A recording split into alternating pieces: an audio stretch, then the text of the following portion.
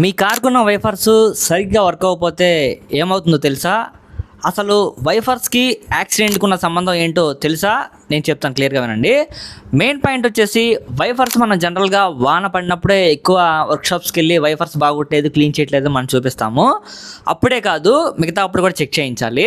Front వైఫర్స్ వచ్చేసి front గ్లాస్ని క్లీన్గా visibility చేయడానికి యూజ్ చేస్తారనమాట. రేర్ వైఫర్ వచ్చేసి మనకి ఏదైతే ఉందో ఇన్సైడ్ రేర్ వ్యూ మిర్రర్లో మనమైతే కనుక వెనక వస్తున్న వాహనాలని కరెక్ట్గా చూడడానికి యూజ్ చేస్తామండి. మెయిన్గా వైఫర్స్ దగ్గరికి వచ్చేసి చాలామంది మిస్టేక్స్ చేస్తూ ఉంటారు. మిస్టేక్ నెంబర్ 1, డ్రై గ్లాస్ మీదే అలాగే క్లీన్ చేస్తూ ఉంటారు అనమాట వైఫర్ని యూజ్ చేసి. అలా అయితే క్లీన్ చేయకూడదండి, స్క్రాచెస్ పడతాయి.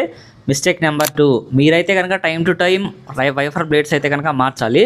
అలా మార్చకుండా వైఫర్ బ్లేడ్స్ అలాగే మీరు రన్ చేస్తే కనుక స్క్రాచెస్ పడి గ్లాస్ అనేది డ్యామేజ్ అవ్వడానికి ఛాన్సెస్ ఎక్కువ ఉంటాయండి. ఇవి 2 మిస్టేక్స్ అనమాట. 6 to 8 months ఒకసారి కన్ఫర్మ్గా వైఫర్ బ్లేడ్స్ అనేది మార్చాలి. అండ్ మెయిన్ పాయింట్ ఏంటంటే కనుక వైఫర్ లిక్విడ్ అయితే కనుక కన్ఫర్మ్గా యూజ్ చేయండి.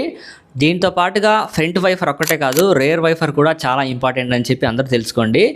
అండ్ మీరు కారు వాడుతుంటే కనుక మీ కార్కి ఫ్రంట్ వైఫర్ ఒక్కటే ఉందా, రేర్ వైఫర్ కూడా ఉందా, కామెంట్ రూపంలో చెప్పండి. నేను చెప్పిన వీడియో మీకు యూస్ఫుల్ అనిపిస్తే ఖచ్చితంగా లైక్ చేసి మన ఛానల్ అయితే కనుక ఫాలో అవ్వండి. Thank you so much.